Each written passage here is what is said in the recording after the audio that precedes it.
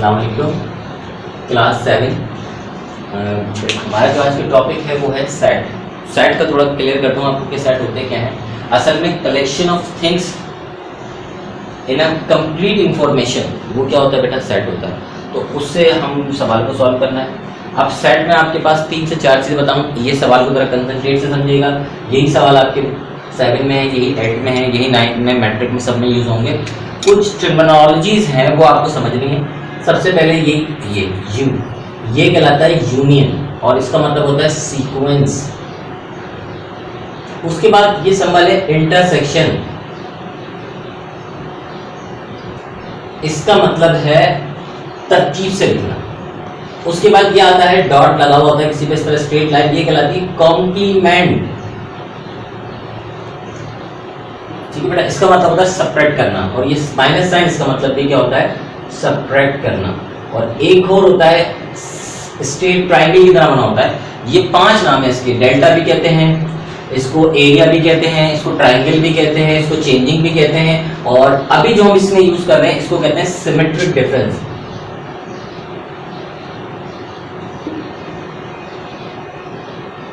ये एक ही सिंबल है, इसके 5 नाम हैं। कितने नाम है? 5। लेकिन यहाँ जो जिसमें यूज हो रहा है इसको कहते हैं हम सिमेट्रिक डिफरेंस। हो सकता है आपकी क्लास से नहीं, आगे क्लास में यहाँ आपकी हो सकता है काम है। बस आप ये चीजें याद रख लें, आपको जिंदगी भर सेट में कोई प्रॉब्लम नहीं होगी। स्टार्ट करते हैं। सबसे पहले हमारे पास सेट है ए कॉम्प्लीमेंट। हमें कॉम्प्लीमेंट मालूम करना है। सिंपल बात याद रखें, जिस डिजिट पे कॉम्प्लीमेंट लगा होगा उसको यूनिवर्सल सेट से माइनस कर देंगे।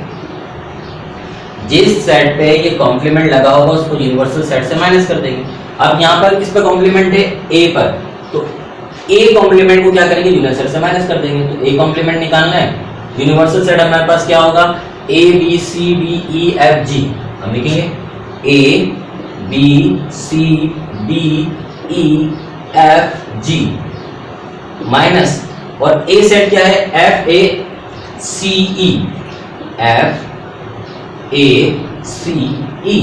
तो अगर हम देखें एफ से एफ कट गया, ए से ए कट गया, सी से सी कट गया, ई से ई कट गया, क्या बचा, बी डी और जी, बी डी एंड जी, ये इसका आंसर होगा। इसी तरीके बी कॉम्प्लीमेंट का मतलब क्या है, यूनिवर्सल सेट को आप किससे माइनस कर दें, डी से माइनस कर दें। अगर इसको थोड़ा सा ऊपर करें तो उसके बाद हमारे पास क्या आ जाता है, इंटरसेक्शन ए इंटरसेक्शन बी, यानी ए और बी का इंटरसेक्शन निकालना है। हमने लिखा ए का सेट, हमने लिखा बी का सेट। अब इनका इंटरसेक्शन देखना है। इंटरसेक्शन का मतलब क्या है, दोनों में एक जैसा क्या है। अगर हम देखें तो इसमें क्या है, जैसा ई इसमें भी है और ई इसमें भी है, एफ इसमें भी है, इसमें भी है। तो जो सेम है वो हम अगर यहाँ लिखते हैं तो क्या हो जाएगा, आंसर।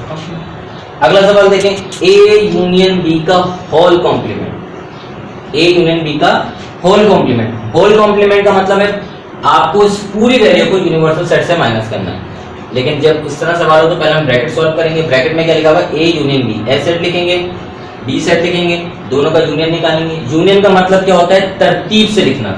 हम इन दोनों सेटों को तरतीब से लिखेंगे, A B C D F, ये लिख दिया तरतीब से।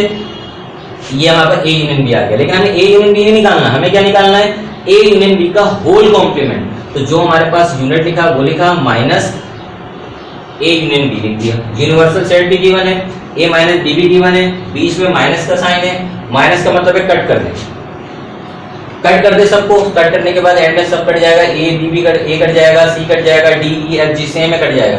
एंड में खाली बचेगा बी, तो जो बी बचेगा वो इसका आंसर हो जाएगा।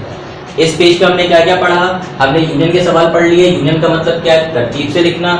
हमने इंटरसेक्शन का सवाल पढ़ लिया, इंटरसेक्शन का मतलब क्या है, एक जैसा देखना। हमने कॉम्प्लीमेंट वाले सवाल कर लिए। कॉम्प्लीमेंट का मतलब है यूनिवर्सल सेट से जो वैल्यू हो उसको माइनस करके लिखें। अब हम आगे बढ़ते हैं कि आगे आपको इसके साथ और क्या काम मिला है जो आपने करना है।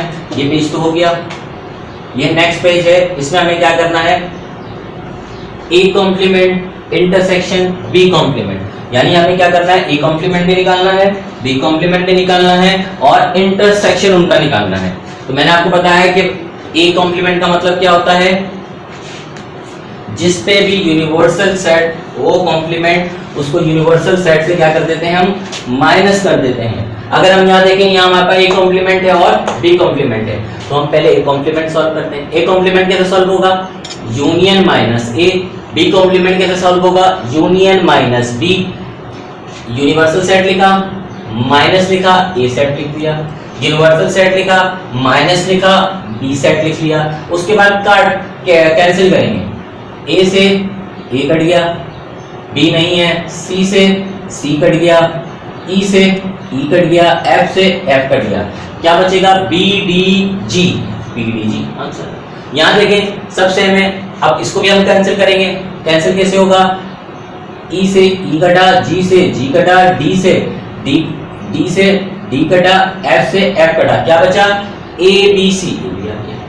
ए कॉम्प्लीमेंट भी आ गया, बी कॉम्प्लीमेंट भी आ गया लेकिन हमें ए और बी कॉम्प्लीमेंट नहीं, हमें चाहिए था A complement intersection B complement. तो ए एंड कॉम्प्लीमेंट की जगह ए कॉम्प्लीमेंट की वैल्यू, बी कॉम्प्लीमेंट की जगह बी कॉम्प्लीमेंट की वैल्यू, बीच में क्या लगा होता है? इंटरसेक्शन। इंटरसेक्शन लिखा। इंटरसेक्शन का मतलब क्या होता है? एक जैसे।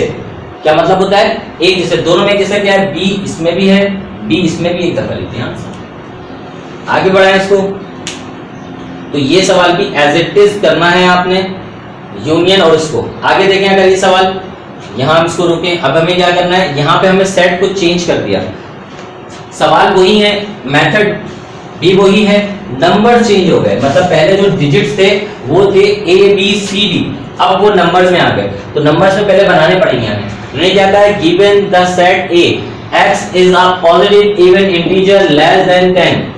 पॉजिटिव इंटीजर है, स्टार्ट कहां से होगा? 1 से, 2 3 4 5 6 7 8 एंड 9 लेस देन 10 का है, यानी 10 से छोटा छोटा, तो 9 तक आ गया। ठीक है, उसके बाद क्या है? Set positive odd integer. Positive भी है और ऑड है। ऑड क्या होते हैं? ऑड वो नंबर होते हैं जो दूसरे डिवाइड नहीं होते। तो 1 3 5 7 क्या कहा? लेस देन 10, तो 9 भी आ जाएगा। ये नंबर दिए नहीं थे, हमने बनाए हैं इनके वर्डिंग से। क्या कहा है? Positive even number integer, sorry हमने सारे लिख दिए यहाँ।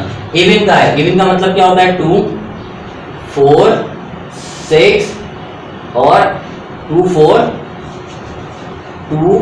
4 6 8 लेस देन 10, 10 से छोटे छोटे। तो जहां जहां हमारे पास ए आएगा, ए की जगह पे क्या लिखेंगे? 2 4 6 8, क्योंकि इवन नंबर का है। इवन नंबर का मतलब होता है जो 2 से डिवाइड हो जाते हैं, तो हमने लिखा 2 4 6 8। और ये भी कहा है जो लेस देन 10 हो, मतलब 10 से छोटे छोटे हो, तो 10 से छोटे छोटे क्या है? 2 4 6 8। इसी तरह आगे इन्होंने क्या कहा है कि इवन नंबर, ऑड नंबर क्या होते हैं? जो 2 से डिवाइड नहीं होते। और क्या कहा है? लेस देन 10, 10 से छोटे छोटे क्या होंगे? 1 3 5 7 एंड 9।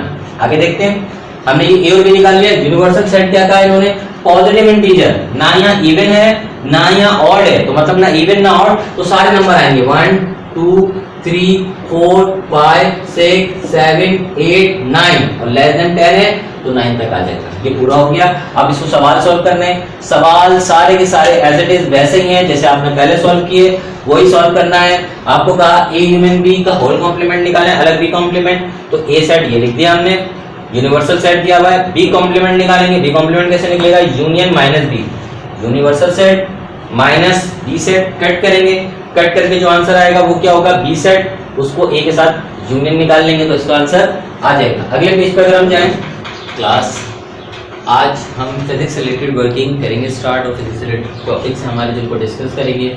तो ये चीज़ तो बहुत आसान है, ब्रांचेस ऑफ फिजिक्स, मैकेनिक्स से और जितनी भी लिखी हुई हैं, सॉलिड स्टेट फिजिक्स है, एटॉमिक फिजिक्स है, न्यूक्लियर फिजिक्स है, आप पढ़ेंगे आपकी समझ में आएगा। सिर्फ एक कंसर्न, एक पॉइंट है जिससे आपको याद रहेगा, तो ये मसला नहीं है। असल में आपको फिजिक्स समझनी है और पूरा फिजिक्स की बेस समझनी है। तो हम फिजिक्स से स्टार्ट करते हैं कि फिजिक्स क्या है, फिर इससे बहुत सारी रिलेटेड चीज़ें क्या हैं, कहाँ का आपको फिजिक्स यूज़ करते हैं, ताकि आपको फर्स्ट डे इंट्रोडक्शन आपको फिजिक्स का पता चले और फिर आपके अंदर एक इंटरेस्ट डेवलप हो फिजिक्स से पढ़ने से रिलेटेड। फिजिक्स आपके लिए स्कोरिंग सब्जेक्ट भी है और हेल्पफुल भी है, और आपको डेली रूटीन और बहुत सारी चीज़ों में ये इन्वॉल्व मिलेगी।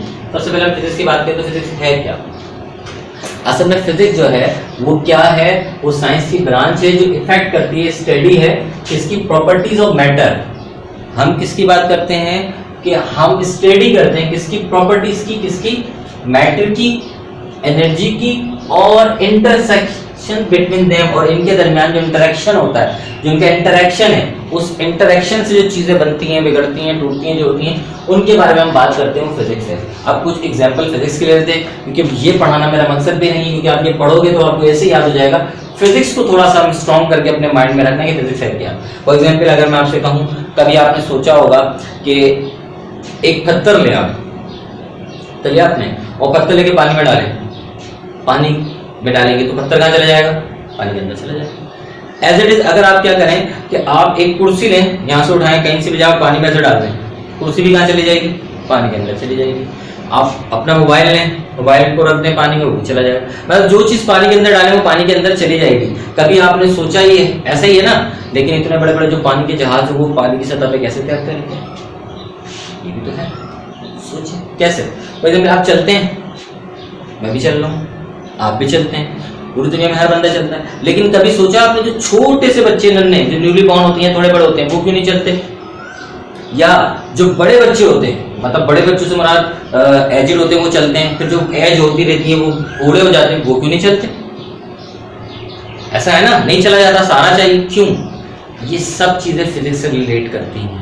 और ऐसी बहुत सारी चीजें जो हम आपको एक्सप्लेन करेंगे, हम फिजिक्स पढ़ाएंगे, फिजिक्स से रिलेटेड चीजें पढ़ाएंगे, तो आपको पता चलेगा कि ये सब चीजें क्या हैं। फॉर एग्जाम्पल आप अगर देखें तो आपने कभी शुएब मलिक को क्रिकेट खेलते हुए देखा होगा, वो हिट जब करता है, आपने 3 फील्डर भी कवर में खड़े होते हैं तो वो गैप में खेल के चौका मार देते हैं, कैसे? एंगल, और वो फिजिक्स से डिपेंड करता है। ऐसे बहुत सारी चीजें हैं जो हम आपको एक्सप्लेन करेंगे, जो फिजिक्स से रिलेट करती हैं, जो आपको समझाती हैं कि फिजिक्स क्या है, कैसे है, क्यों है। जैसे कि मैंने आपको बताया कि जहाज कैसे पानी की सतह पर तैरता रहता है, वो कहलाती है विस्कोसिटी। फोर्स होती है जिसको कहते हैं फ्लूइड, सही है। विस्कोसिटी जो फ्लूइड फ्रिक्शन होती है, जो पानी की सतह पे किसी चीज को तैरने की इजाजत दे देती है या तैर सकता है, उसका हमें वॉल्यूम बढ़ाना पड़ता है, इस तरह करना पड़ता है, प्रोसीजर है जो फिजिक्स से रिलेट करता है। तो वो क्या होता है, वो उस पर वर्किंग करता है और वो जहाज पानी की सतह पे तैरने लग जाता है। आपने देखा होगा कि कभी ऐसे आपने देखा होगा कि कुछ ऐसे खिलौने भी पहले आते थे, तो वो एक कोने पे ऐसे इंसर्ट होकर खड़ा हो जाती थी चीजें और वो मूव करता रहता है, यानी पूरी बॉडी उसकी अलग है और एक सुई पे यहाँ पर ऐसे वो जो वो एडजस्ट हुआ हुआ है। या आप बुक ले लें, बुक को आप इस पे एडजस्ट कर लें, इस तरीके से। ऐसा क्यों होता है? ये होता है जिसको हम कहते हैं central point of the body. अगर आपको किसी बॉडी का सेंट्रल पॉइंट पता चल जाए तो सेंट्रल पॉइंट पे टन भले उसका वजन हो, 2 टन 3 टन भी वजन हो, आप उसको सुई की नोक पे बैलेंस कर सकते हैं, जो उस पे करते हैं। फिर मैंने आपको बताया था कि बच्चा कैसे चलता है, क्यों चल रहा है, कैसे प्रॉब्लम, सारी चीजें ये फिजिक्स से रिलेटेड। कैसे कि जब एक छोटा बच्चा है, छोटा सा बच्चा, आपने देखा वो नहीं चल पाता, ये चलता तो गिरता रहता है, बड़ा बिल्कुल सही चल रहा है। जब वो बूढ़ा हो जाता है तब भी वो क्या होता है, नहीं चल पाता, गिर जाता है नॉर्मली। ऐसा क्यों होता है? या एक और एग्जाम्पल ले लें कि ये फिजिक्स से सब रिलेटेड है कि आप आए काम पे से, आप या घर पे बैठे हुए आप खाना खा रहे हैं। देखा जब हम खाना खाते हैं तो हम ये खाना खा रहे हैं, अब हम खाना खा रहे हैं और ये मैं टीवी देख रहा हूँ, मेरे आगे 2-3 किस्म के खाने, ये मेरा हाथ गया रोटी पे, ये मैंने सालन में किया, ये ऐसे गया, ये ऐसे गया। मेरा आंखें जो है वो टीवी देख रही हैं और ये मेरा सामने कर क्यों चल रहा है? असल में ये सब चीज़ें फिजिक्स से रिलेट करती हैं। ये बातें मैंने बताने का मकसद है। अब दोनों को मैं समझ करके बताता हूँ। अब जब मैं खाना खा रहा हूँ ना, मैंने ये रोटी तोड़ी, ये सालन में लगाया, ये खाया। जब छोटा बच्चा खाता है तो यहाँ भी लगाता है, यहाँ भी लगाता है, यहाँ भी लगाता है, यहाँ भी लगाता है। बूढ़े भी खा रहे हैं तो यहाँ लगा रहे हैं, यहाँ लगा रहे हैं, यहाँ लगा रहे हैं। जबकि मैं और आप जो एक स्टेबल एज पर हैं वो खाते तो नहीं लगा रहे। रीज़न क्या है? इसका रीज़न ये है कि हम बात कर रहे हैं फ्रिक्शन और कुव्वत। फ्रिक्शन क्या है? और ग्रेविटी से। ग्रेविटी हर चीज़ को ज़मीन अपनी तरफ खींच रही है। जब इंसान पैरालाइज होता तो होता क्या, उसकी जो ग्रेविटी है वो के अगेंस्ट फोर्स से वर्क करने की वो खत्म हो जाती है। ग्रेविटी हर चीज़ को खींच रही है। ये मैं अपने पेन मैंने ये ड्रॉप किया, कहाँ आया? ये नीचे आया। तो पेन नीचे आया, हर चीज़ से नीचे आती है। लेकिन अगर मैं इसको होल्ड करके यहाँ खड़ा हूँ तो ये रुकी भी क्यों? कि मैंने ग्रेविटी के अगेंस्ट फोर्स लगाई है, ये फोर्स इसको रोक के रखती है। इसी तरीके से जब मैं खाना खा रहा हूँ तो ग्रेविटी तो हाथ तो मेरा नीचे खींच रही है, लेकिन मैं ग्रेविटी के अगेंस्ट वर्क करके ऐसे लेकर आ रहा हूँ और ये काम कर करके मैं एक्सपर्ट हो गया। तो अब मेरा हाथ और ये इस तरह वर्किंग कर रहा है कि मैं इतना एक्सपर्ट हो गया हूँ कि मैं बगैर देखे भी इसको इस तरह वर्किंग कर रहा हूँ। जबकि छोटा बच्चा है, उसके अंदर थोड़ी कुव्वत है, लेकिन उसके पास इतनी ताकत नहीं है कि वो ग्रेविटी के अगेंस्ट इतना वर्क करके एग्जैक्टली यहाँ लिया है। ना उसके पास इतनी एक्सपर्टीज है कि वो हाथ अपना इतना वर्क करके ग्रेविटी के अगेंस्ट वर्क करके अपनी फोर्स से यहाँ तक लिया है। अब बड़ों की बात करते हैं, जो बूढ़े हो जाते हैं उनके पास सेंस तो है कि कितनी फोर्स अप्लाई करके अपने हाथ को यहाँ से यहाँ तक लाएं, लेकिन हाथ में वो ताकत नहीं है जो ग्रेविटी के अगेंस्ट वर्क करके यहाँ तक लाएं। तो ये ग्रेविटी है, और ग्रेविटी किससे रिलेट करती है? फिजिक्स। सेम मैंने एज इट इज आपको एक और बात क्या बताई कि हम खाने से रिलेटेड मैंने बात की, और भी मैंने आपको बातें बताई, ये सब की सब रिलेट करती हैं इससे जो हमारे पास ग्रेविटी से। जैसे मैंने चलने का कहा कि मैं यूं चल रहा हूँ तो ग्रेविटी मुझे खींच रही है। अगर आपने देखो जो लोग बेहोश होते हैं तो वो गिर जाते हैं, वो गिरते क्यों हैं? कि उनकी फोर्स खत्म हो जाती है ग्रेविटी के अगेंस्ट वर्क करने की। एज इट इज अगर अभी मैं चल रहा हूँ तो मेरे अंदर ये फोर्स है कि मैं ग्रेविटी के अगेंस्ट वर्क कर रहा हूँ, तो मैं चल रहा हूँ। छोटे बच्चे हैं, या तो उनके पास इतनी फोर्स नहीं है कि ग्रेविटी के अगेंस्ट वर्क करें कि चल सकें। दूसरी चीज ये है कि अगर वो चलते भी हैं तो उनके पास इतनी फोर्स नहीं है, ना इतना अभी वो मैनेज कर पाते कि वो प्रॉपर चल सकें। और जो बूढ़े होते हैं उनके पास इतना सेंस तो है वो मैनेज करें, लेकिन उनके पास वो ताकत नहीं होती जो ग्रेविटी से अगेंस्ट वर्क करके चल सके। तो ये सारी की सारी चीजें किससे रिलेट करती हैं? आपकी फिजिक्स से रिलेट करती हैं, और इससे रिलेटेड बहुत सारी चीजें आप पढ़ेंगे जो फिजिक्स में आपको मजा भी आएगा पढ़ने में, इंटरेस्ट भी डेवलप होगा और बहुत सारी चीजें समझ में आएंगी इंशाल्लाह। अब हम अपने टॉपिक पे आते हैं।